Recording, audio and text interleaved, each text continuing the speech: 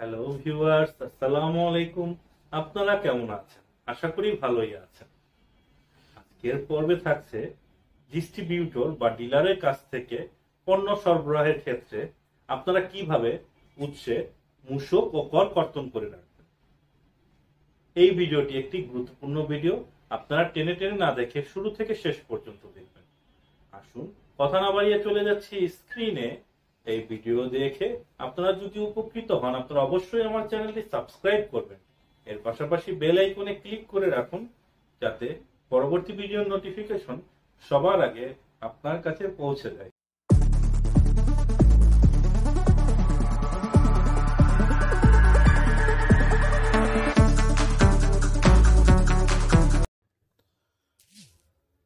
তো এখানে আমরা এখন জানব how to deduct tax if goods supplied by dealer, distributor or supplier। আপনি যদি ডিলার বা ডিস্ট্রিবিউটরের কাছে সাপ্লাই হিসাবে কোনো প্রোডাক্ট গ্রহণ করে থাকেন, সেক্ষেত্রে উৎসে কিভাবে ট্যাক্স কর্তন করবেন। তো ডিলার বা ডিস্ট্রিবিউটরের ক্ষেত্রে উৎসে ট্যাক্স কর্তনের নিয়ম হচ্ছে P-A। এ হচ্ছে সে 94 ধারায় যতটুকু কর পরিশোধ করেছে, এবং বি হচ্ছে আপনার সেলিং প্রাইসের ওপর আপনার 89 ধারা অনুযায়ী যে পরিমাণ ট্যাক্স আসে সেটা।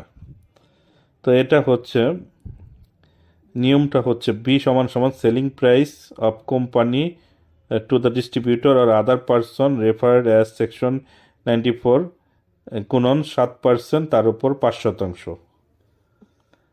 তো এখানে আমরা বিল রিলেটেড ইনফরমেশন দেখতে পাচ্ছি। একটা সিম্পল বিল ধরে নিন, বিল অ্যামাউন্ট 5 লক্ষ টাকা।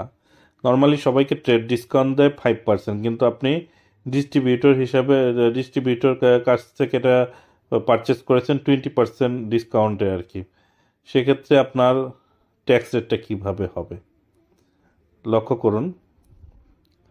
আমরা এখানে 5 লক্ষ টাকা ভ্যাট পর্যন্ত, বেস ভ্যালু পর্যন্ত ঠিক থাকবে।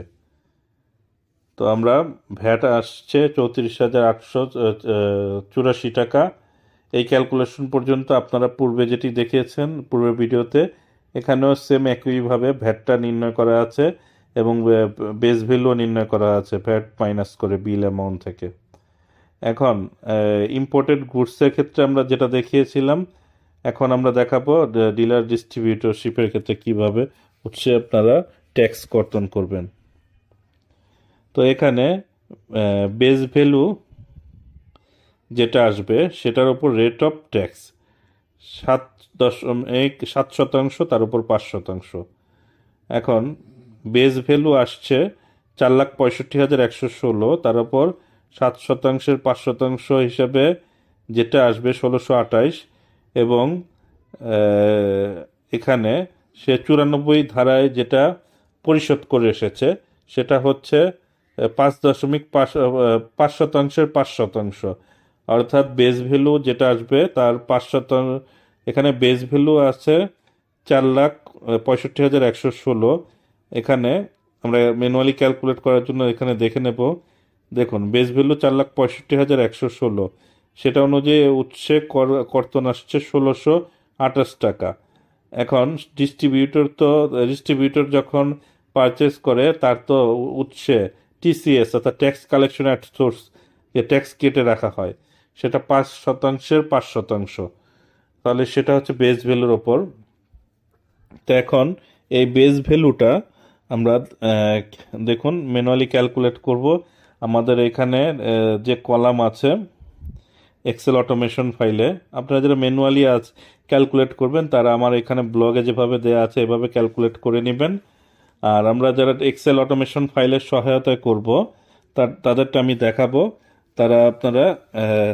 তারা এখানে দেখুন 1,628 টাকা আছে। এখন selling price distributor after VAT base value, এই বেস ভ্যালুটা আমরা 4,65,116 লিখলাম। এখানে 1,363 আসছে ম্যানুয়ালি। এখন এই 1,363 আমি যদি এ কলামে বসিয়ে দেই, অর্থাৎ এখানে উপরে যে লেখা আছে TDS as per 94, যেটা TCS আপনারা হিসেবে কেটে রেখেছে, সেক্ষেত্রে 465 টাকা ট্যাক্স আসবে। এই 465 টাকা ট্যাক্স কেটে রেখে আপনার ডিস্ট্রিবিউটরকে পেমেন্ট দিয়ে দিবেন। অর্থাৎ ডিলার বা ডিস্ট্রিবিউটরের ট্যাক্স আপনারা কিভাবে ক্যালকুলেট করবেন সেটা দেখালাম। প্রথমটা হচ্ছে মেনু নর্মাল সবার জন্যই, মাঝের ড্রপডাউন মেনুটা হচ্ছে ইম্পোর্টেড গুডসের ক্ষেত্রে, এবং শেষের ড্রপডাউন মেনুটা আপনার হচ্ছে ডিলার বা ডিস্ট্রিবিউটরের জন্য। তো আজকের ভিডিও এই পর্যন্তই। আসসালামু আলাইকুম, আল্লাহ হাফেজ।